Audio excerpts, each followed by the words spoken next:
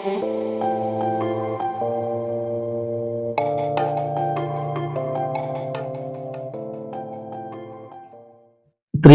ദൈവത്തിന് മഹത്വം ഉണ്ടായിരിക്കട്ടെ. വീണ്ടും പ്രഭാതത്തിലേക്ക് ഏവർക്കും സ്വാഗതം. ഉൽപ്പത്തി പുസ്തകം 21 അധ്യായം അതിൻ്റെ 17 വാക്യം. ദൈവം ബാലൻ്റെ നിലവിളി കേട്ടു. ദൈവം ബാലൻ്റെ നിലവിളി കേട്ടു. ആ ബാലൻ ഇസ്മായേലാണ്. നമ്മൾ നോക്കണം, അവിടെ 2 പേരാണ് ഉറക്കെ കരയുന്നത്. അവിടെ തൊട്ടടുത്തടുത്ത് 2 പേര് മരുഭൂമിയിൽ ഉറക്കെ കരയുകയാണ്. ഒന്ന് ഈ ബാലനായ ഇസ്മായേലാണ്, 2 ആ ബാലൻ്റെ അമ്മയായ ഹാഗാറാണ്. 2 പേരും ഉറക്കെ തന്നെ കരയുകയാണ്. മരുഭൂമിയിൽ ഇങ്ങനെ ഇരുന്നും കിടന്നും കരയുകയാണ്. 2 പേരും ഉറക്കെ കരയുന്നുണ്ട്. എന്നാൽ അവിടെ ദൈവം കേൾക്കുന്നത് ബാലൻ്റെ നിലവിളി മാത്രമാണ്. ഇസ്മായേലിൻ്റെ ആ നിലവിളി മാത്രമാണ്.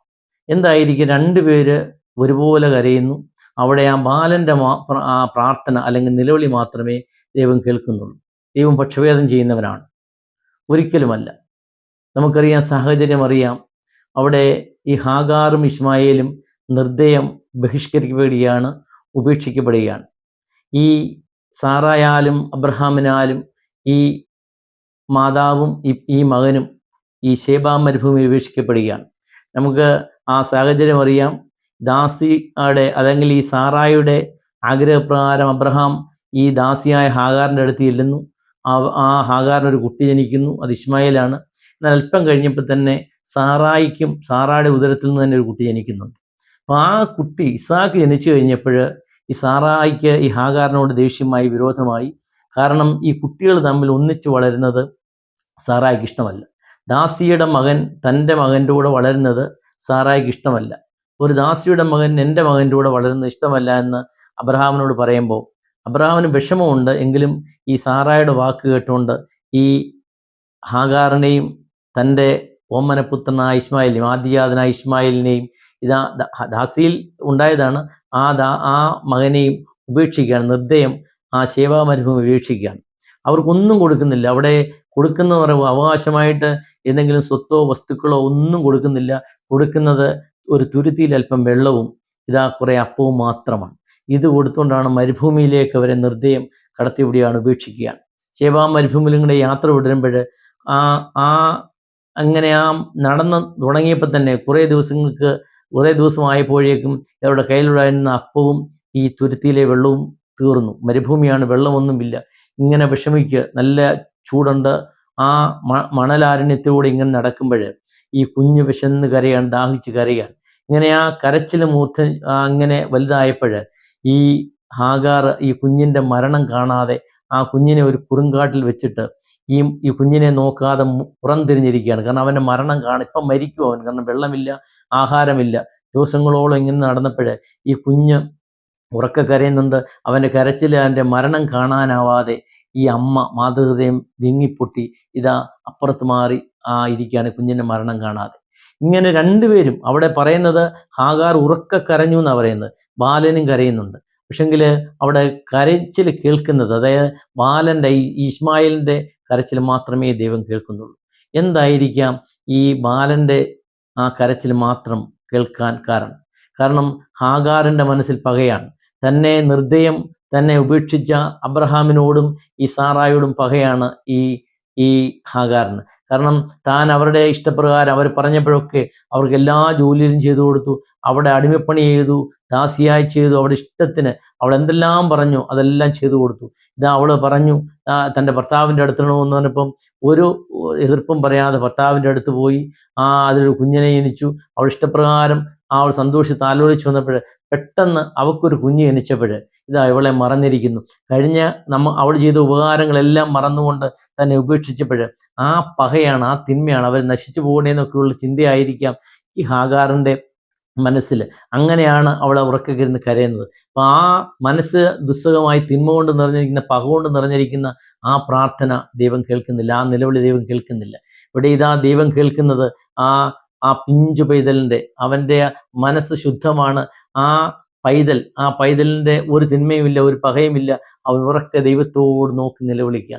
ആ കരച്ചിലാണ് ദൈവം കേൾക്കുന്നത്. അതുകൊണ്ട് യേശുമ്പുരാൻ പറയുന്നത്, നിങ്ങൾ തിരിഞ്ഞ് ഈ ശിശുവിനെ പോലെ ആയില്ല എങ്കിൽ നിങ്ങൾ സ്വർഗ്ഗരാജ്യത്ത് കിടക്കുകയില്ല എന്ന് പറയുകയാണ്. പ്രിയമുള്ളവരെ, നമ്മുടെ മനസ്സിലും പലപ്പോഴും നമുക്ക് നമ്മളോട് ദ്രോഹം ചെയ്തവരോടൊക്കെ നമ്മൾ ഒരു തെറ്റും ചെയ്ത് കാണത്തില്ല. എന്നാൽ അപമാനിക്കുകയും നമ്മളെ വിഷമിപ്പിക്കുകയും ഒക്കെ ചെയ്യുമ്പോൾ ഒരുപക്ഷെ നമ്മുടെ വീട്ടിൽ നിന്ന് തന്നെ നമുക്ക് അപമാനമൊക്കെ കേൾക്കുമ്പോൾ നമ്മുടെ മനസ്സിങ്ങനെ പക കൊണ്ട് തിന്മ കൊണ്ട് നിറഞ്ഞിരിക്കുകയാണ്, വൈരാഗ്യം കൊണ്ട് നിറഞ്ഞിരിക്കുകയാണ്. എന്നിട്ട് നമ്മൾ പള്ളിയിൽ പോയി പ്രാർത്ഥിക്കും, അല്ലെങ്കിൽ വീട്ടിൽ നിന്ന് പ്രാർത്ഥിക്കും. ആ മനസ്സ് മൊത്തം ഈ ചിന്തകളാണ്. തൻ്റെ പ്രതിയോഗിയോട് ആ വിഷമത്തോടുള്ള പ്രാർത്ഥന. ആ പ്രാർത്ഥന ദൈവം കേൾക്കുകയില്ല. നമുക്കറിയാം, ഹന്ന, ആ എൽക്കാനയുടെ ഭാര്യ ഹന്നയെ അവിടെ പ്രതിയോഗിയായ പെനിന്ന ഇങ്ങനെ വേദനിപ്പിച്ചുകൊണ്ടിരിക്കുക. പക്ഷേ അവളുടെ പ്രാർത്ഥന ഒരിക്കൽ പോലും പെനിന്നയെ ദുഷിച്ചു പറയുന്നില്ല. അവൾ കണ്ണീരോടെ പ്രാർത്ഥിക്കുകയാണ്. അതുകൊണ്ട് നമ്മുടെ പ്രയാസങ്ങളും ദുഃഖങ്ങളും ഒക്കെ നമ്മൾ ദൈവമുമ്പാകെ നിരത്തുമ്പോൾ നമ്മുടെ പ്രതിയോഗി നമ്മുടെ മനസ്സിലെ തിന്മയൊക്കെ മാറ്റി ഈ ബാലനെ പോലെ, ഈ ഇസ്മായിലിനെ പോലെ പ്രാർത്ഥിക്കുകയാണ്. തിരിഞ്ഞൊരു പിഞ്ചു പൈതലായി ആ പ്രാർത്ഥനയാണ് ദൈവം കേൾക്കുന്നത്. ആ പിഞ്ചു പൈതലായി ഒരു കുഞ്ഞ് ചെറിയ പൈതലിൻ്റെ മനസ്സിലൂടെ, ശിശുവിൻ്റെ മനസ്സ് പോലെ തിരിഞ്ഞ് നിങ്ങളുടെ ശിശുക്കളാവണം. നിങ്ങളുടെ മനസ്സിലുള്ള എല്ലാ വൈരാഗ്യങ്ങളും പകയും ഒക്കെ മാറ്റി ഇപ്പോൾ ജനിച്ച ഒരു കുഞ്ഞിനെ പോലെ നിങ്ങൾ ദൈവമുമ്പാകെയായി പ്രാർത്ഥിക്കുമ്പോഴാണ് ദൈവം കേൾക്കുന്നത്. അവിടെ പറയുന്നത് പിന്നെ അവനെ ഒരു വലിയ ജാതിയാക്കി എന്നുള്ളതാണ്.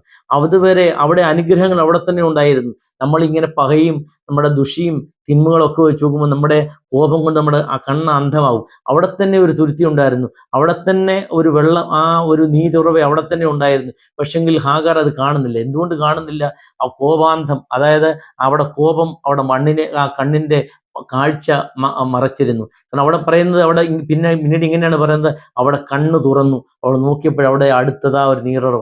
ആ നീരുറവ അവിടെ തന്നെ ഉണ്ടായിരുന്നു. അവൾ കരഞ്ഞുകൊണ്ടിരിക്കുമ്പോഴും ഇവളിങ്ങനെ മരുഭൂമിയിലൂടെ യാത്ര ചെയ്ത കുഞ്ഞിനെ കുറുങ്കാട്ടിൽ ഉപേക്ഷിക്കുമ്പോൾ ഒക്കെ അവിടെ ഉണ്ടായിരുന്നു ആ നീരുറവ. പക്ഷെ അവൾ കാണാഞ്ഞത് അവിടെ ഉള്ളിലെ പക, ആ കോപം കൊണ്ട് അവളുടെ കണ്ണുകളെ മറപ്പിച്ചിരിക്കുന്നു. പ്രിയമുള്ളവരെ, അനുഗ്രഹം ഒരുപക്ഷെങ്കിൽ നമ്മുടെ ചുറ്റും തന്നെ ഉണ്ടായിരിക്കാം, അതിങ്ങനെ ഒളിച്ചു കളിച്ചിരിക്കുക. പക്ഷെ നമുക്ക് കാണാൻ പറ്റാത്തത് നമ്മുടെ മനസ്സിലെ പക കൊണ്ടാണ്, തിന്മ കൊണ്ടാണ്, മറ്റുള്ളവരുടെ വൈരാഗ്യം കൊണ്ടാണ്. അതൊക്കെ മാറ്റി ഈ ബാലനെ പോലെ, ഒരു ശിശുവിനെ പോലെ ദൈവം മുൻപാകെ ഉറക്കെ നിലവിളിച്ച് പ്രാർത്ഥിക്കുമ്പോൾ അവിടെ ദൈവം ഇറങ്ങി വരും. അനുഗ്രഹം നമ്മുടെ ഇടയിൽ തന്നെയുണ്ട്. നമ്മുടെ കോപങ്ങളും തിന്മകളും ഒക്കെ മാറ്റിവെച്ചുകൊണ്ട് ദൈവം മുൻപാകെ ഈ ഇശ്മായിലിനെ പോലെ പ്രാർത്ഥിക്കാം. അവിടെ ഇതാ അവനെ ഒരു വലിയ ജാതിയാക്കി, വലിയവനാക്കി എന്നുള്ളതാണ്.